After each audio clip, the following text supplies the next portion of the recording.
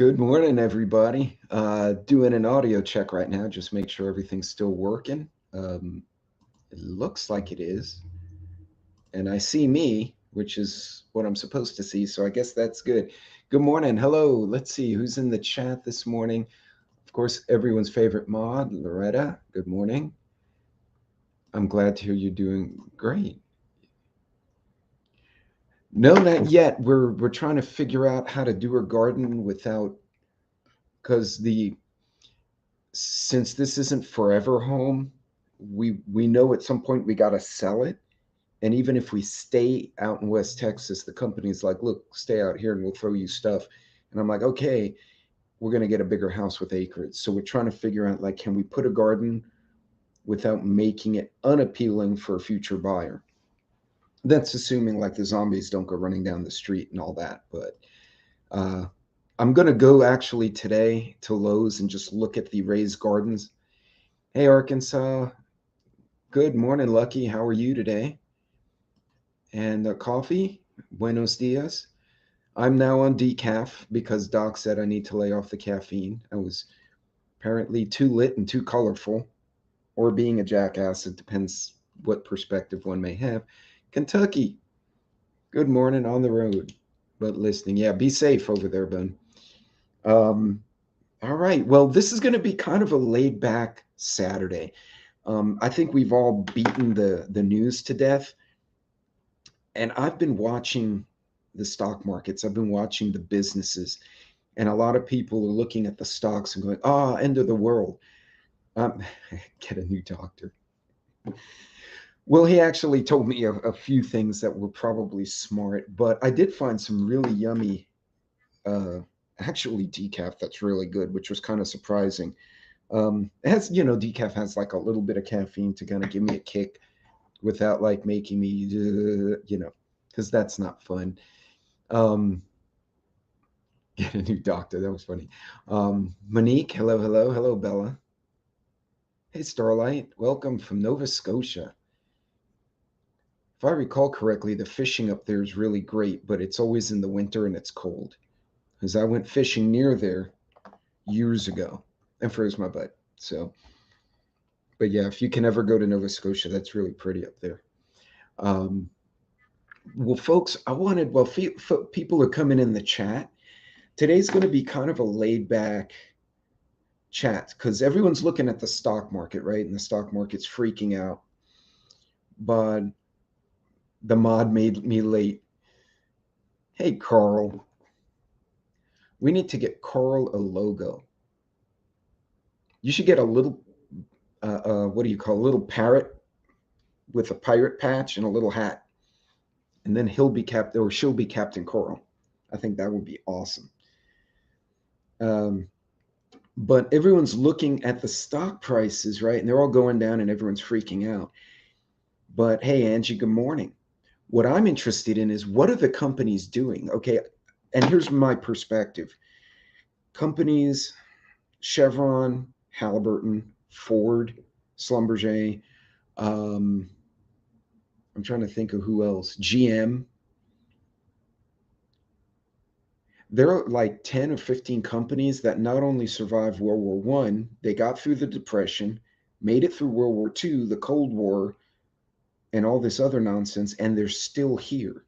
Like these are stocks that if you own two or three shares from like 1920 for some reason, uh, you would make a killing today if somebody was like, "Oh, here's shares from your great great great aunt." Um, so how did they do that? How are these companies surviving? And what are they seeing? How do they adjust? Because that's kind of stuff that we can learn from. Um, it's kind of it's one of those lessons that can be learned very easily by watching someone else what they're doing. Let me see if I can pull up the. There we go. Well, I pull up that screen. Who else came into this chat on me? The mod made me late. I like that. Angie, good morning. Hello, Sarah's Homestead.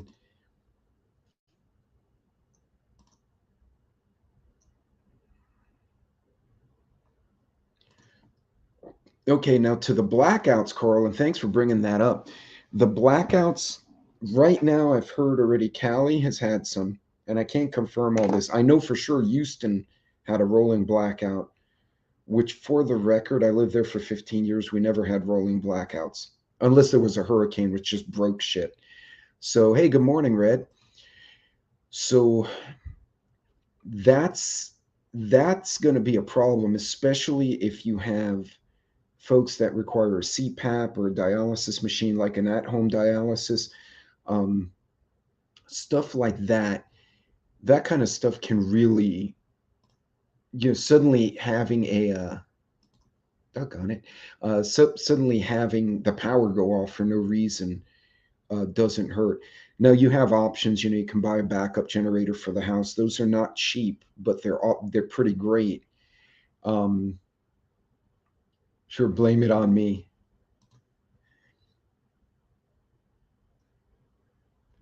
Red October.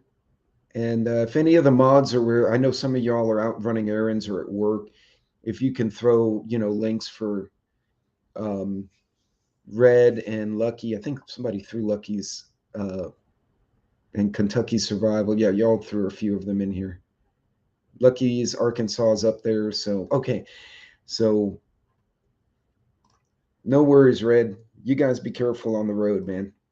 People are driving stupid in Texas lately. I don't know if Red's been seeing this. Uh, I don't know if they're all like, was just about to go to bed. Thank you, Os. Well, don't stay up late. That's the one thing I do like about doing lives on YouTube. You can watch it in the morning. Uh, but yeah, no problem, Red, and no problem, Kentucky. And honestly, we all gotta kind of help each other. When I did the live with Jason, Angry Prepper, earlier this week, that's something I called out one of the trolls. I was like, you see, they're trolling, but they're listening. And I promise you, if something actually happens to that person, they're going to sit there and go, what did Jason say? What did Red October say? What did Roaming Prepper say? They're going to remember. So even when they troll us, I'm like, no, but I do want to try and lift everyone up when we can. I mean, we got to. There's so much negativity out there. Okay, Lucky, yes, we've noticed stupid drive, and not the Houston high speed driving, right? Because Houston, apparently they think they're in like the Indy 500, and they go around the Beltway at like 80 miles an hour. This is in pickup trucks, but they stay in their lane. It seems like the last month people suddenly forgot that the lines on the road mean things, and they're just zipping around. The West Texas cops and the state troopers have had a field day with people who are doing just dumb things. It's like, the speed limit's 75. You went like 95. What were you going to save in a 1 hour trip? Like 5 minutes? Really? And now you have a $500 ticket for being a jackass. So those Ohio's having, but Indiana is too. And they're finding other things to blame. Hey, Joe, good morning. People drive here in North Idaho. They drive stupid in North Idaho. Now, did people forget to drive because of the Rona, or they're just like agitated now? It's like everybody pissed off and they're all driving around annoyed. Definitely not. Guess they taste the freedom. They may. All right. Crazy driver one. Yeah. By the way, if you actually are having an emergency and you have to drive fast, turn on your emergency lights as you're driving. So, because if I'm driving and I see a car hauling ass behind me with their emergency blinkers on, I'm like, okay, they may have a hurt kid in the car, or the wife's giving birth or something. I'm gonna notice them because of the blinking, and then I'm gonna try to move over because they obviously have a problem. Um, People are selfish and stupid. It's very possible, Joe. I cannot refute that.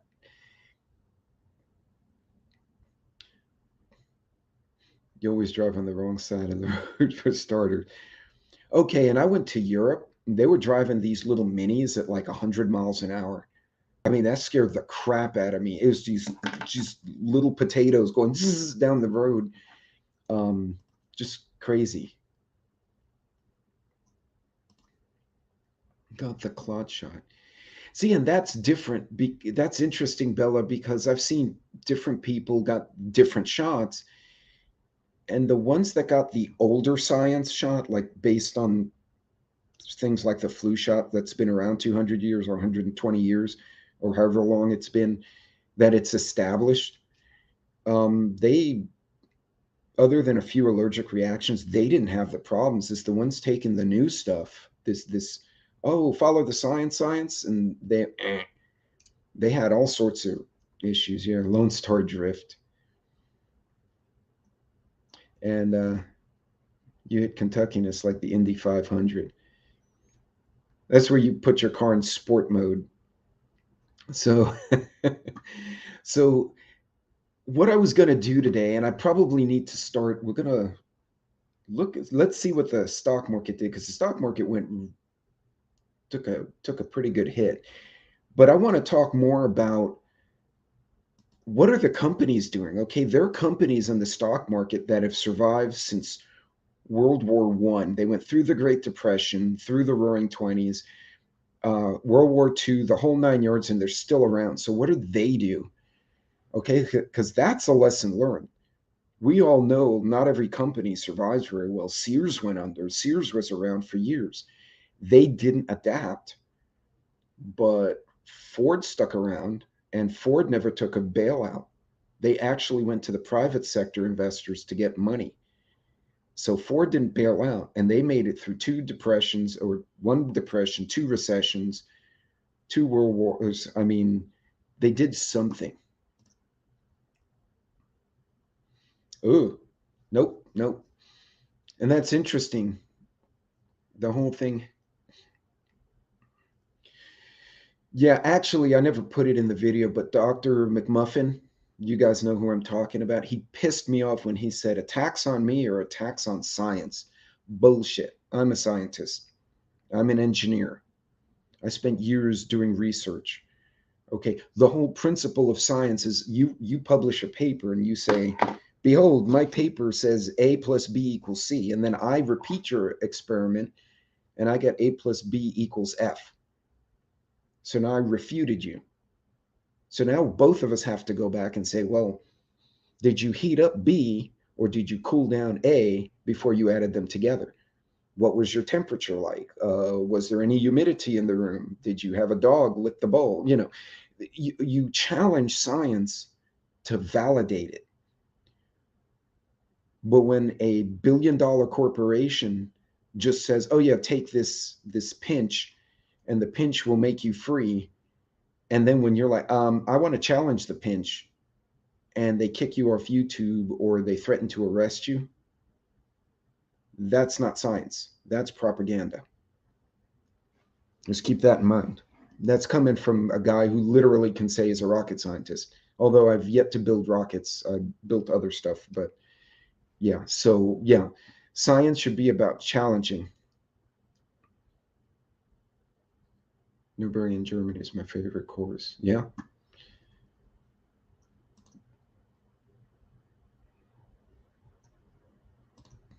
Yeah, and that's what it's come down to. It's science is field common core science. Okay, true story. Before I go into the subject, I decided to do. I was trying to help a younger person, and I did long division. I'm sure most of you know what long division is. You make the little shape, you put the larger number, and you put the number you're trying to divide by, and you make the little math going down. They were floored. They're sitting there going, and then I got the correct answer, and they're sitting there going, "What did you do?" I said it's long division. They're trying to make some weird chart. Like I don't know how they were doing it, and you make this. It. I was like, that's just wrong math. I actually had a teacher, my son's teacher. He took a test. He brought it. It was a failing grade, and that boy was good at math. My middle son. I'm like, I don't buy that. That's bullshit. So I did the test. He got the answers right. So I told him, tell the teacher These answers are correct. So she came back and told him, she said, I'm just wrong. So I sent an email to the teacher saying, I have a degree in engineering. If you would like, I will come to your class with all your students and the principal present and show you how math is done scientifically by someone who actually worked in labs and actually built things that then broke because we did it wrong. He came back with an 85. Challenge the science. Don't burn down the building. Challenge the science. Yes. Okay, see. Well, Ark, there you go. I'm actually, my bachelor's is in aerospace engineering. I have a bachelor of science in aerospace. So, and then I wound up working for the energy sector because they paid jingles, and aerospace was having layoffs. It's like you don't go into an industry when they're laying everyone off. Um, really?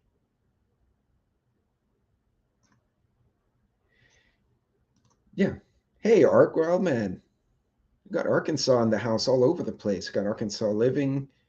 Uh, all we need is like Hutch to sneak in on us. I think Hutch is from Arkansas too, isn't he? Or is that the wrong state? So let me see if I can pull up the stupid hold on here. All right. And by the way, I'm not even going to talk about cryptos because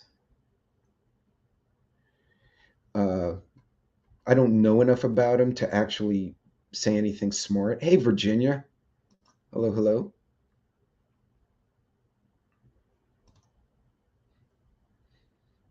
See, and us, there are two types of engineers. There's the lab engineer who's like, my science is good. Here's your product. And then there's operations engineers like me who go, let's make it run really fast and run away and see if it catches fire. And for the record, we've actually done that. We needed to test something. And we're like, okay, well, let's run it to this many RPMs and everyone stand back. So we kind of ran away and we made them caught fire. And we're like, that will not work in those conditions. Okay, now we need a fire truck. So by the way, oh no, there was no question about crypto. Us, what we're going to do is I'm going to go through some basics of Porter's 5 forces of business and how preppers can use them. But I was waiting for folks to get into the meat of the subject. Arkansas, I think you told. Oh yeah,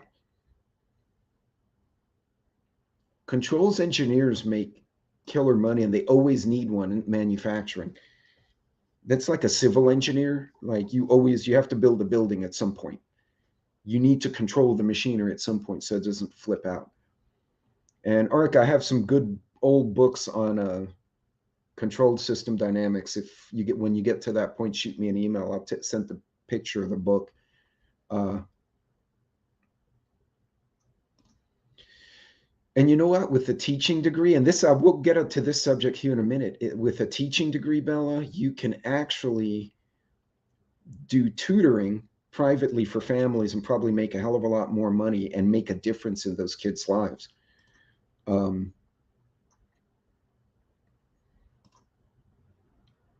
yeah, and if you can work closer to home, definitely.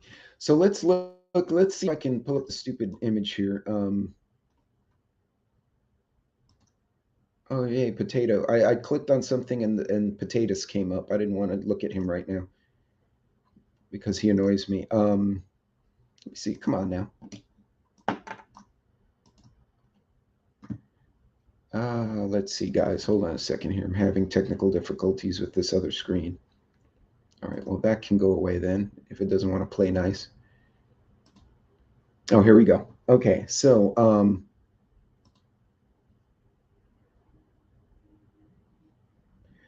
the Dow took a hit. The stocks are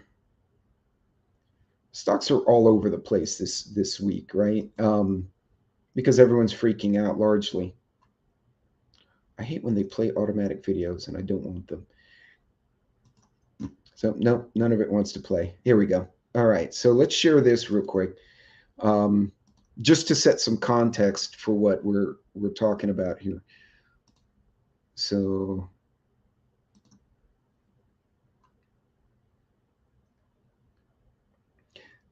let's see, is it sharing? Hold on.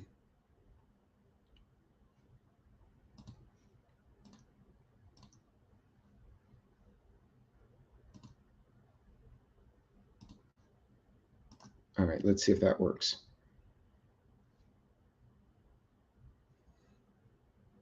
Nope. All right. Well, that kind of impairs my ability to do stuff when it won't share screen. So let's do something different, gang. Let's start with this video. So one of the methods I use when I'm prepping is oh, see, and that's another way to spin your degree. And that's where I'm going to go today a little bit, is how do we leverage what companies do, how they modify their approach to survive downturns in the market, but do it on a personal level. Hey, Militant.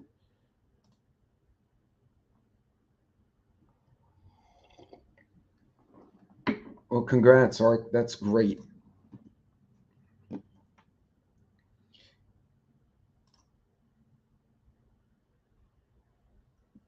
Hey, Militant. Okay, let's see if we can get the video up here, because apparently it didn't want to play earlier. Let me know if you can hear the audio here,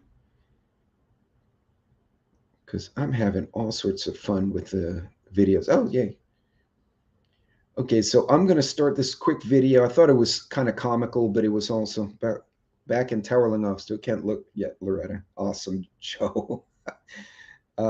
So let me know if there's no audio. I think you should be good. So I'm going to let this play out. 5 forces analysis. Michael Porter of Harvard Business School developed the 5 forces model as a tool to analyze the competitive environment in industries. He argued that some industries are consistently more profitable than others, and that by analyzing the competitive environment, you can see which industries are attractive for companies to compete in. For example, he found that airlines tend to be unprofitable, whereas soft drink companies are highly profitable. And the 5 forces model can be used to explain why this is the case. The framework considers 5 factors that drive competition in an industry. Let's discuss each one in turn and illustrate with an analysis of the coffee shop industry in a typical city. The first force is the level of rivalry. Having lots of strong competitors in an industry who are all fighting for customers will make life difficult. Many cities now have lots of coffee shops, making the level of rivalry high. This by itself makes the industry not very attractive. In the 5 forces model, it is recognized that you are not only competing for profit with your direct rivals, but also with customers, suppliers, substitutes, and potential entrants. If customers tend to be large and they can easily switch between suppliers, they are in a strong position to negotiate lower prices, which will limit industry profitability. In the coffee shop industry, customers tend to be individuals who can. Okay, so if you want to look at it from a personal standpoint, how does this translate to what we do, right? So level of rivalry would be rivalry of all the coffee shops in your city, say, or in your town, right? They're all competing against each other. As someone who's trying to be prepared, your rivalry will be with all the other citizens. Not that you're battling, but all of you need the same toilet paper, you need food, you need gas, you need tires, right? So you're all existing in the same environment, and everyone is consuming the same goods from the same pool of goods in your town, right? So level of rivalry often goes in the middle of the diagram, because it represents you. So if you owned a coffee shop, yeah, this would be your situation. But in this case, the level of rivalry or rivalry among local competitors would be the same as you going to the store to get toilet paper, like we did during 2020, and everyone's there doing the same thing, right? You're all converging on the same supply. And so there's part of the rivalry. So that's important to understand the dynamics. How many people per square mile? What are the sources of product? Um, how quickly can you get there? What are the prices like? What is the price versus your budget? So, okay. Okay, I thought he was in Arkansas. I figured, okay, I was wrong then. Great news. Yeah, and that's great. You're never too old to go back and learn something new, by the way. Uh, so, yeah, definitely. Any education, learning, training, certifications gives you a competitive advantage, not only in business, but in an emergency, because you have a skill set that someone else may not. I'm going to keep playing this just so you guys can kind of walk through it. Not negotiate the price of the product. However, the fact that they can easily switch from one supplier to another, as well as their ability to leave reviews on social media, increases their power. Similarly, if suppliers are strong and offer unique products that companies in the industry cannot go without, the industry will be less attractive. For coffee shops, suppliers of coffee beans, milk, and sugar are not powerful since there is a lot of choice, and switching from one supplier to another is easy. The fourth force in the model is the power of substitutes. Coffee shops don't only compete against each other, but also against products in other industries that satisfy a similar need. For example, if you do not get your drink from a coffee shop, you might make it at home or get it from a machine. If these products are seen as good substitutes for coffee shops, then this limits profitability in the industry. In reality, many people see coffee shops as a place to meet friends or take a short break out of the house, and there are not many good alternatives that meet these needs. Finally, the threat of new entrants can make an industry less attractive. Entry barriers in the coffee shop industry are low, and it is quite easy to enter the business. This means that a coffee shop owner does not only compete against existing rivals, but also against other potential competitors who may enter the industry at any time. Other industries, such as car manufacturing, are more difficult to enter, and companies know they will not suddenly face lots of new competitors. By considering each of the five forces and then looking at the total picture, it is possible to make conclusions about how attractive an industry is. Carrying out a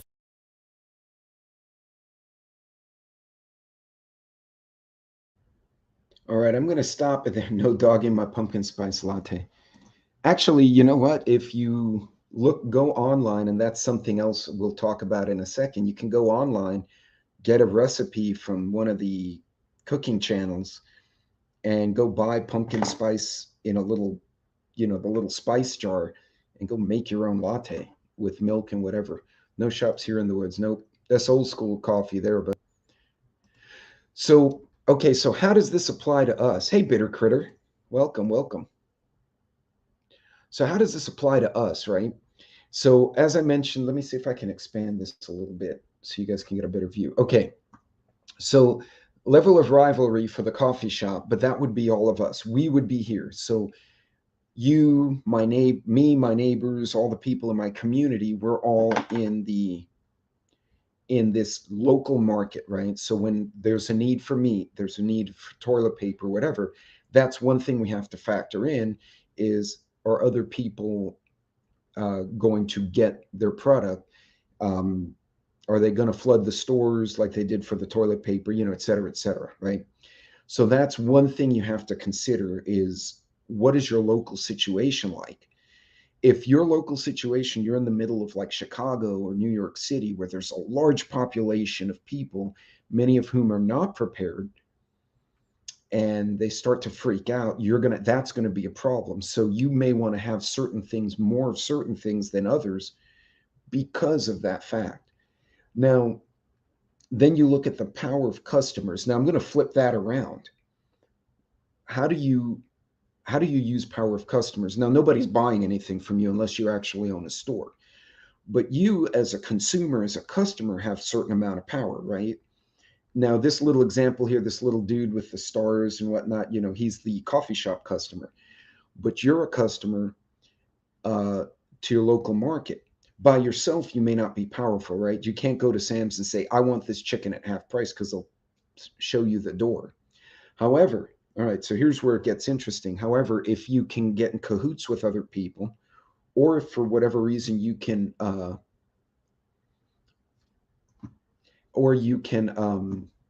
budget in a larger purchase and buy, hey, yard dog, what's going on?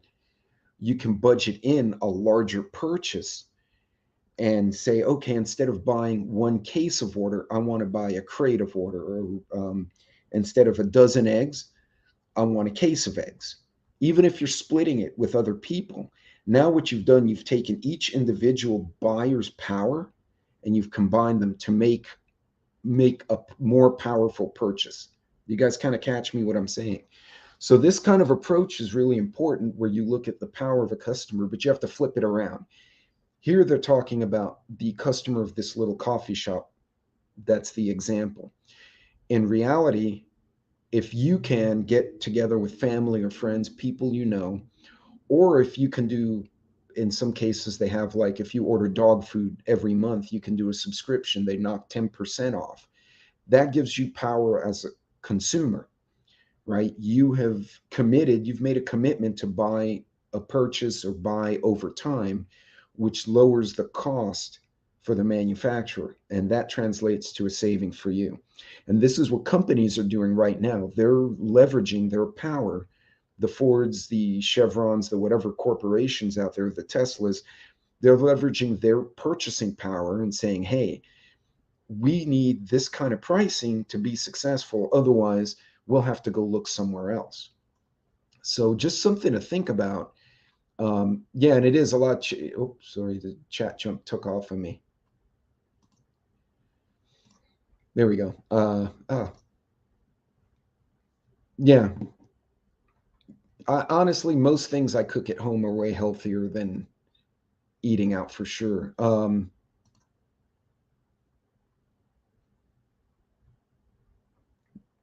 Toilet paper or typeset propaganda. Yeah, could be either or.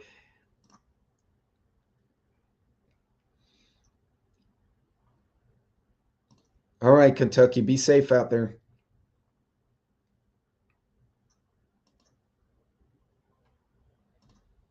Okay, and there, Militant touches on the next point. Um, missing bagels is important because bagels are awesome. I grew up around the old Jewish bakeries, and the bagels were just epic. I've never eaten bagels like that, but anyway, um, what happens if Militant can't find the bagels? Right? Where do we go from there? That's where looking for, up here they have thread of substitutes on the top, right? In this example, it's the alternatives to going to a coffee shop, for this little coffee shop in the middle, right? They're talking about this fictitious coffee shop. But in reality, you can flip this one around too in your favor and say, okay, what are my substitutes, right? So Militant can't find bagels, or who was it? Somebody, I think it was Coral, can't find her pumpkin coffee. So what are your options? So now let's say you can't leverage your power as a consumer. You can't get enough people to jump in on a purchase and say, hey, let's buy in bulk, divvy it up and save ourselves, 20%. Now you look for other options. So if the coffee shop, as Joe said earlier, your coffee shop enema or whatever the hell he said up there, you can't buy that because it went from $3.50 to like $9. Well, that's freaking crazy. For $9, you can buy all the groceries you need to make your own pumpkin spice, do it at home, and you can probably make 30 other things with the ingredients. And you do the math. The money you save is phenomenal. So yeah, so I've cut caffeine and I'm laying off the booze just because I probably am at that age where I should. But booze is expensive, coffee is expensive, dairy is expensive, right? So any of these things you can weed out of your budget or find a substitute for. So in this case, you're flipping some of these business concepts backwards, right? You're taking control of the power consumer, or you're the one looking for the substitutes. The other one is when it comes to suppliers. Now, here they refer to a power of the supplier, right? If I manufacture goods and I'm the only guy around, I have that selling power, right? I can raise or lower prices however I see fit. However, and this kind of goes hand in hand with the substitutes, you can find other suppliers. For instance, instead of going to the grocery store, if you can, like, this is a great little place out here in West Texas. So YT, oh shit, sorry, YT Ranch, grass-fed beef. They're actually a local, uh, and you can find them online, ytranch.com. I'm not affiliated with them, but I get beef from them, so that's how I know them. Um, they actually show up at farmers market. So now, if I want beef, I can go call them. And the guy even told me if you can get 4 or 5 families together, I will process an entire cow and you got and split it up, vacuum seal it. You guys come and pick it up. Now, on the one hand, I might save some money like that. And even if I don't, let's say I break even, I know I'm getting very fresh quality. I'm getting straight from harvest to freezer. And I've cut out all the middlemen. And probably in the bigger picture, cut out a lot of cost and loss of quality. So, hey, Hutch, what's going on, man?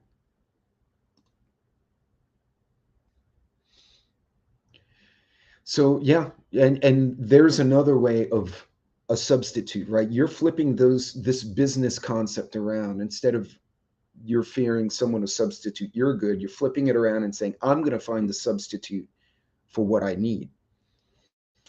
Um, Now, threat of entry, when I first started doing, and I actually have a whole series, it was some of my earliest videos when I started my YouTube channel on these 5 forces. You'd have to go back because they're like from 2020 or 2021. They're from a ways ago. Um, the power, the threat of entry, I would consider that. Hey, take care, Sean. Have a good day. Be careful out there. See, and Carl, that's a great, there's another example, right? I'm going to private ranches, but Carl can go to the Amish communities, which are farmers and ranchers, and buy product direct. So if you can leverage suppliers by finding an entirely new supplier, or in the case up here, an entirely new product. So if you can't find what you want from a different supplier, you can go up here and find a completely different product. Um,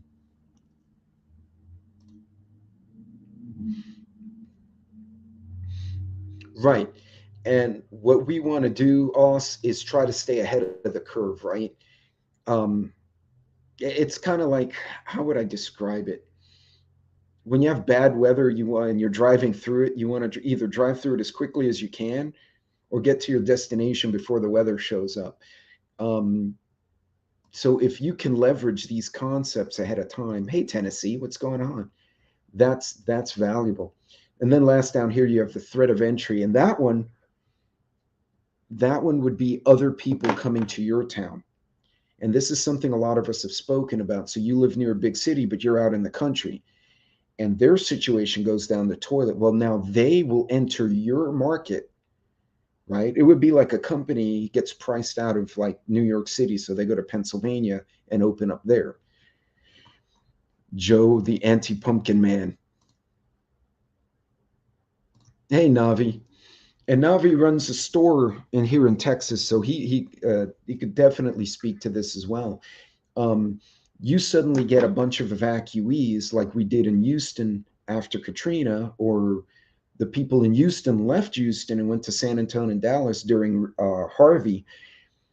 You will suddenly now have more pressure on the local stores because you've just added 20% of humanity into the area. So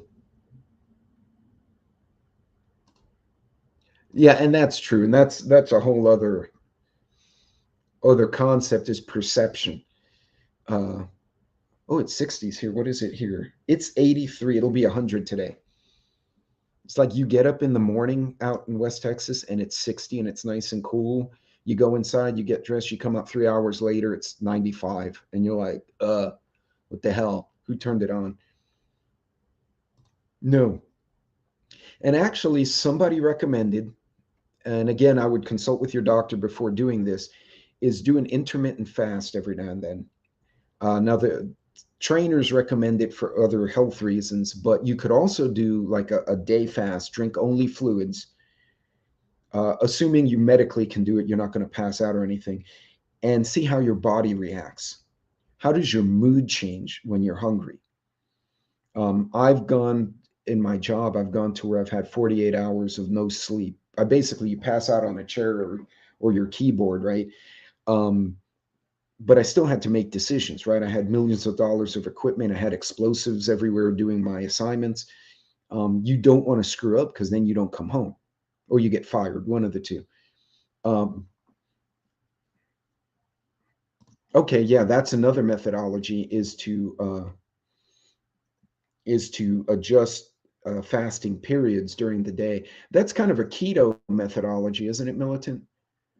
I've heard someone else do that, not in my chat personally. I just can't remember what type of method that is. That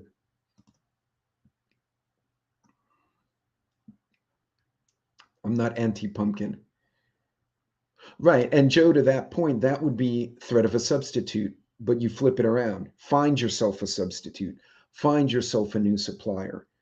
Leverage your power as a group instead of as an individual buyer. And then pay attention to new people entering your community because you may be fine, right? Your community may be stable. The number of peoples and the number of people and the number of stores in the community match. So you're okay, but then you get like 500 or 1,000 people come in from a city that got burned to the ground. Now all of a sudden you have 1,000 new people to feed who are not local and are not vested in the community. That can be a problem. So, but you see how all of these business concepts on the screen can actually be flipped around to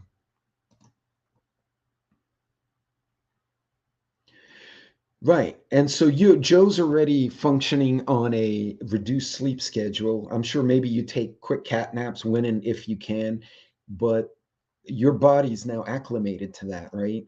Um, Militants acclimated to a shorter than traditional feeding schedule. These are good things to kind of understand what your body's going to do if you suddenly can't do what you normally do and eat 3 meals a day or whatever it is. So it's a lot of keto.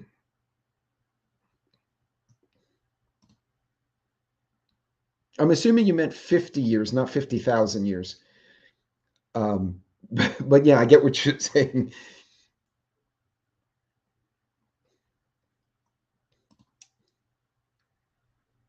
Yeah.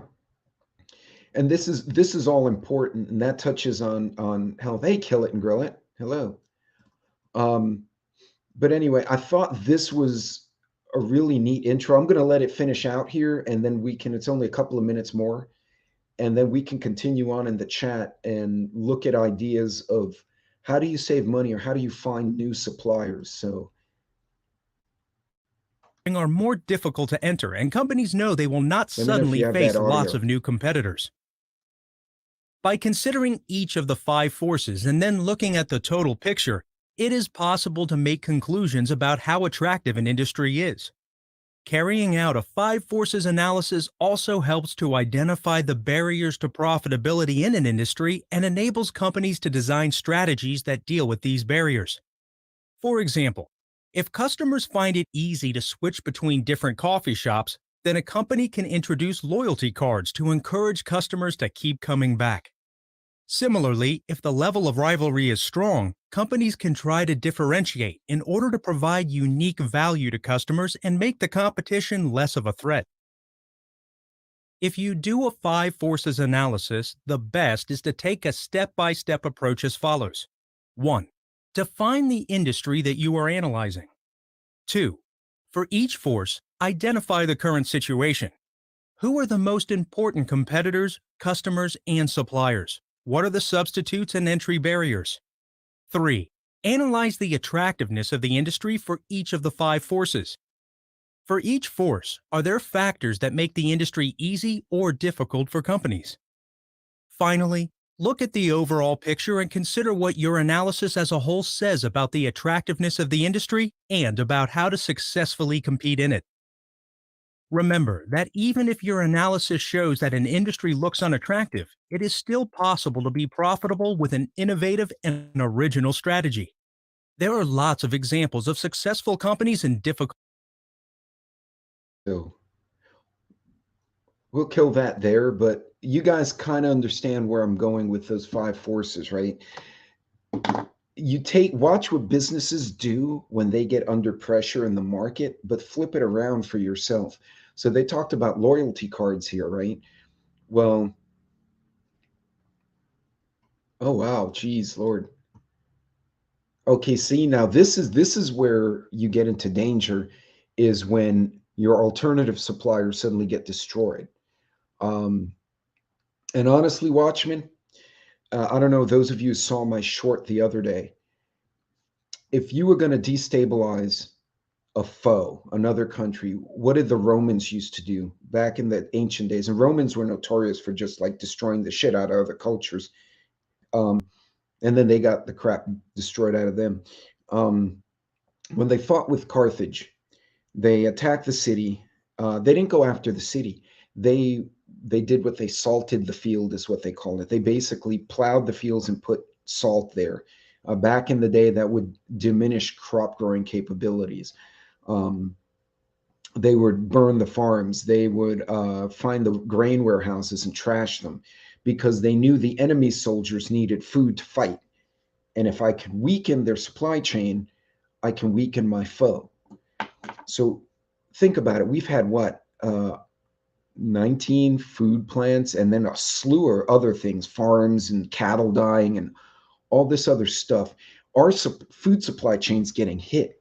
You look at Russia, they're having all sorts of fires and explosions um, in the oil transport. Their refineries are catching fire. Some of this shit is way too far into their country for a Ukrainian helicopter to go all the way out there, shoot it up, and come back.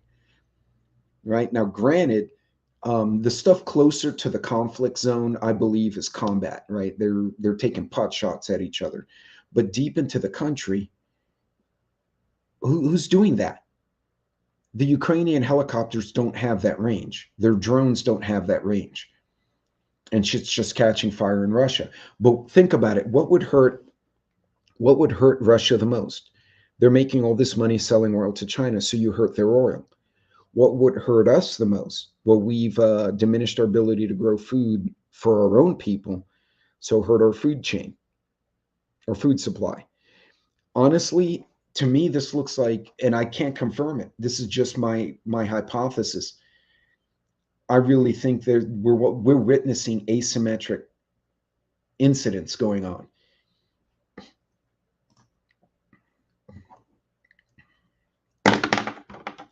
Well, the Iranians, and there's Iran. Iran had, okay, so that's kind of funny. It touches on a good point. So Iran's one of Iran's nuclear labs a few months ago, another one caught fire and the shit burned down. And Iran's like, Israel did it. And normally people deny, and Israel was like this. They didn't say anything, which was basically, yeah, we know we did it, but we're not going to admit it. You'll be grilling if they True, but that's a long flight. Yeah, no, you're absolutely right. And I took a bunch of those long range helicopters working offshore. Um,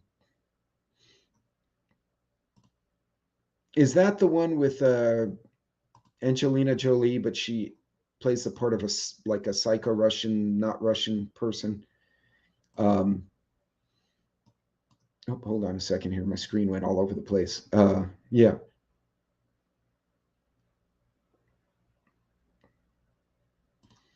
Right. And that's another point, right? So we've got an internal war against our own oil and gas industry. I know eventually we want to go green and clean the air. That's great. But is now the time to do this? That's right. Thank you, Georgia Prepper. And why not? It's more than possible. We're seeing, and plus we have a porous southern border. So this, we could have operatives already here, and they're keeping it on the down low. They're keeping it hush hush. I don't know. Could it be that nobody can find competent workers that are actually good at what they do, and so they're screwing up and blowing things up and setting fires? It could be. I couldn't answer it because I just don't have the data points. But man, that is a lot. 19. at my last count. And Angry Prepper said if you added in farms and animal die-offs and some other stuff that we're seeing now, it could be close to 100 different incidents. That's not normal. Well, our own leaders are all pendejos anyway, so that's my thought of that too. And by the way, we now have the anti-AOC in Congress, which I thought was funny. Myra Flores, who I actually was supporting here in Texas, born in Mexico, Mexican immigrant, came in legally with her family. They were like machinists or so. Daddy was a machinist. Came here and just got elected and flipped a House that had been for one party since the Civil War. Almost, yeah, no, Civil War. A little more than that. Let me see, 1920, but almost the Civil War. No, since the early 1900s. So this is true. Now it depends how their SCADAs is set up because we deal with them out here in the energy sector. But yeah, if someone can hack, what's the same thing the Israelis did to the Iranian centrifuges, right? They hacked the centrifuges, and then instead of spinning at 3,000 RPM, which is normal, they set them to spin at 10,000, and they all caught fire and burned the building down. So yeah.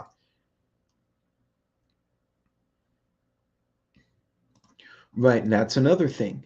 How else do you subjugate another country if you can buy in and get manipulative power over their industries? That's another way to affect them. So hey, off the wall, doggone it, this one little screen keeps popping up and freaking me out, and I don't know why it does that. Hold on a second here. There we go. That cursing in Spanish.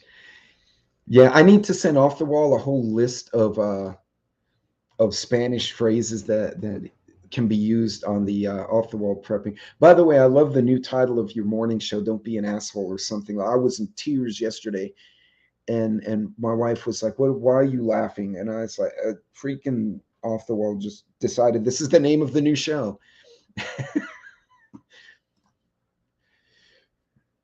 Sandworm out of the grid. But yeah, folks, this is the kind of, there's important commentary about Rumble from the. Okay, thank you. There's something else for you guys to check out.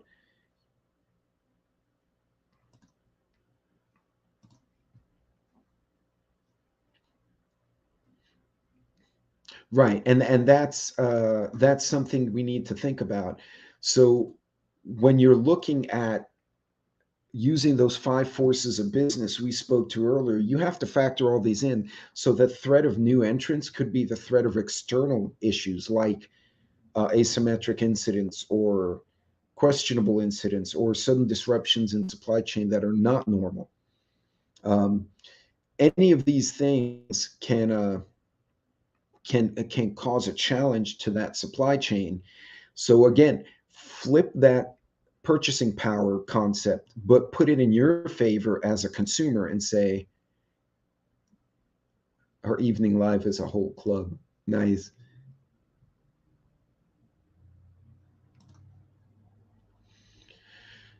Yeah. See, and this is what concerns me if you think about it, Georgia, and thanks for joining me this morning. The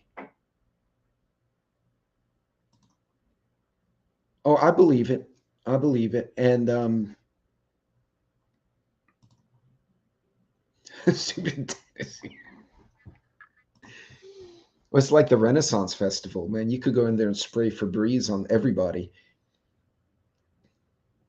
But use those concepts, these business concepts, because these companies survived for over 100 years. They've gone through the Depression and 2 world wars. And the reason they're doing that is they're looking at those 5 forces, right? Especially where they can leverage their power as a buyer, where they can find substitute products, where they can find new suppliers.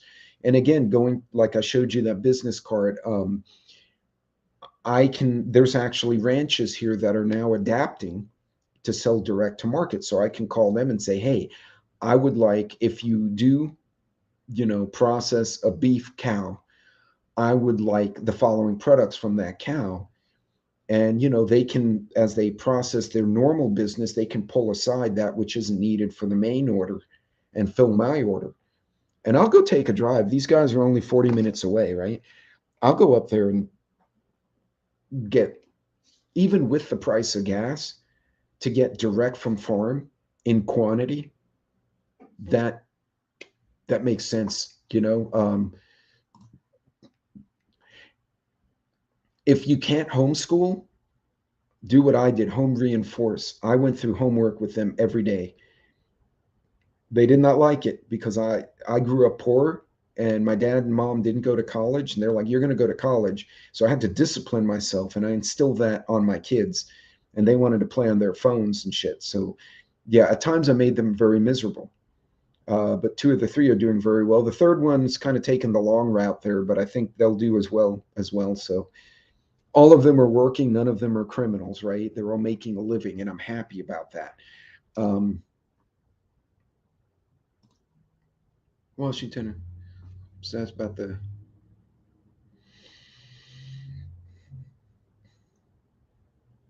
Well, they didn't riot anything. They were just sitting there.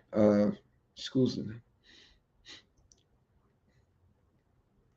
See, that's insane. And this pisses me off because we have backpack buddies. I don't know. Many of you may have a similar program, and the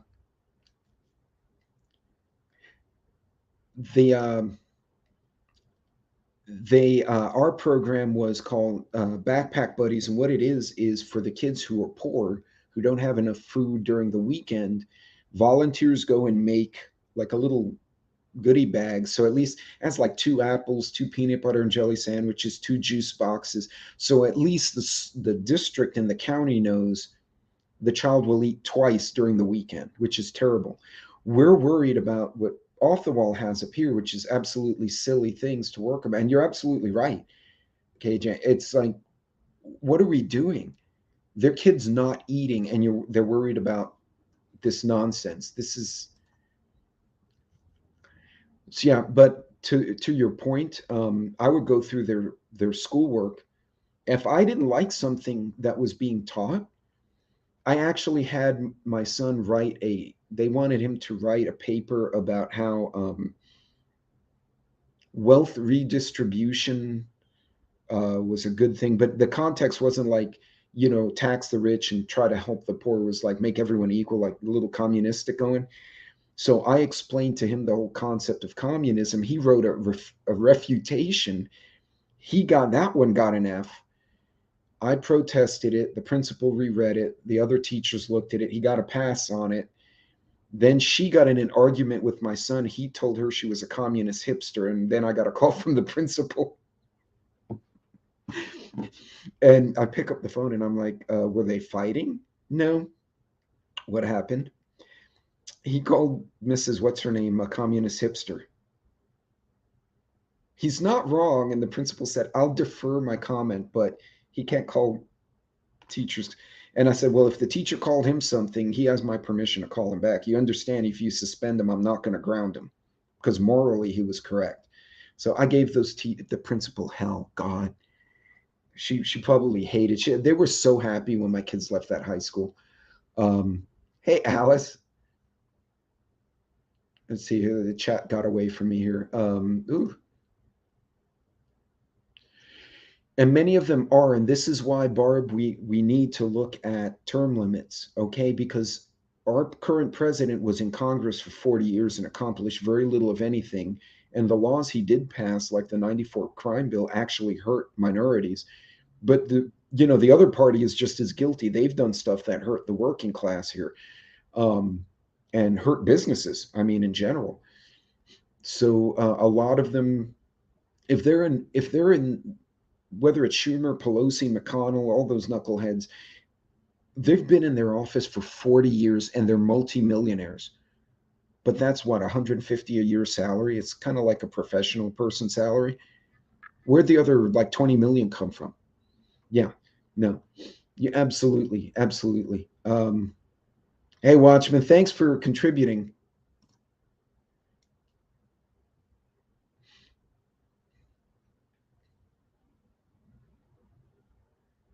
Many, well, they're doing everything the opposite of every faith. Take care, off the wall. Thank you. Um, hold on. Communist hipster. She was a communist hipster. And right, that's my point. Even great leaders like Ben Franklin, right? He served in Congress. He did 2 terms, right? So it's like 8 years, or was he in the House of Representatives? Anyway, he served for a period. Then he became an ambassador, and then he went back to his newspaper, and he wrote, and he published ideas, and he had a farm, and he formed fire departments. Like, that was what the government was supposed to be. People like us go get elected. We do our things for 4, 8 years. Then we go home. Not to make a professional career about being full of shit. Just my nose is killing me, guys. Sorry. No, that wasn't a debate. She called him. She told him he was being impertinent, and he actually understood it because my kids are intelligent. And he said, "I'm not being impertinent. You're being a socialist hipster, and you don't understand the damage that communism has done." And then he started citing like the people Mao and Stalin killed because he loved Cold War history. It was just a hobby of his. And he started like running down the list. And she's like, "You can go to the principal's office." So, uh, no, that's, oh yeah, it's bizarre. But folks, there's a lot of ways. Sorry, I was looking at something here. There's a lot of ways that you can use those business concepts to, but flip them around, right? Don't look at threat of a supplier. Instead, look, how do I find a new supplier? If I can't find if I can't find my product, where are my substitutes? Right? Start doing those things, especially as the inflationary effects are really hitting us hard. You can't just go and buy what you could for 5, 10, 20, $50 anymore. I mean, hell, we bought a handful of groceries. It was $50. It used to be 20. It was like a $15, $20 grocery run. Now it's 50. That's not insignificant. Take that time to do some homework, find those, the alternative places like these guys. And oh shoot, I got a few cards here. But not that person. That person's a knucklehead. Oh, and also support little local businesses, right? Um, if you can buy something local, and Joe will be happy with this. So there's a retired SWAT guy who does firearms training here on my part of Texas. So I'm supposed to be meeting him in a couple of weeks. I'm going to see if he'll let me do a live on the range while a bunch of us go through tactical training, which will be really fun. Um,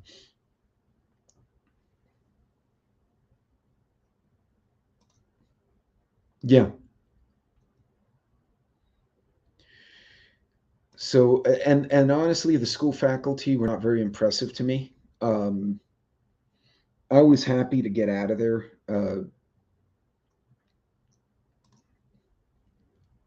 Yeah, no, and again, leverage what you can. And I'm been talking with other content creators, like how do we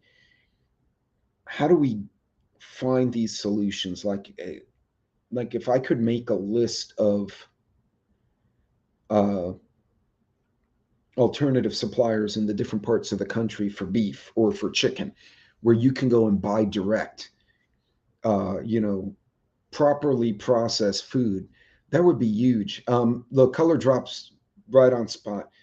Um, buy local, create relationships. Okay. And being in my job, even though I'm an engineer, I do business development and contracts. I'm constantly talking to other people because you have to. And the relationships are huge, guys. Go to those local farmers markets. This is where I find, like these ranchers and these other folks. There's a farmer. Um, oh, that lady makes juices and whatnot. And that dude's a geologist. Even knowing geologists, if I'm going to go buy some property, I might need to talk to a geologist and say, hey, do I have a water? How deep is the water table under my property? Where's my drainage? Right? I can look at it as an engineer, but if a geologist can validate what I'm saying, right? I'll buy the guy dinner and pay him a few $100. You give me a lay of my land and say, hey, this is what you need to worry about. I'll go and I'll do the engineering side and figure out how to make it work. So get those relationships and yeah, start looking for those local vendors. Go to those farmers markets if you can. Um, go to look for other alternatives. Restaurant supply stores are really great for that. You can also, I'm trying to think, you can find some wholesale food markets, but they're a little harder because in order to keep their wholesale status, they can't sell directly to the public. But if I was a teacher, I'm unemployed. I'd be unemployed. Hold on, what was that? Well, long division is gone. Okay, so true story. My sassy was at work, and her colleague was processing a new employee. Taking the application, and on the date, at the bottom, you sign your name and date, and you say all the information is correct. Blah blah blah. She said, just put today's date here, right? We're June 18th. It was like the 16th. So normally you'll do 6 in the US, 6, 16, 22, right? In Europe, they flip the day and the month around. So it's day, month, year, not month, year, day, like we do in the States. So in the Europe, it would be 16, or I'm sorry, yeah, 16 for the 16th day, 6, 22. Similar format. He put 3 of 21. And she's like, no, no, she figured he misunderstood. No, no, no, put today's date. Oh, I did. The boy is 22 and did not know that June is the 6th month. He put 3. Think about that for a second. That's scary.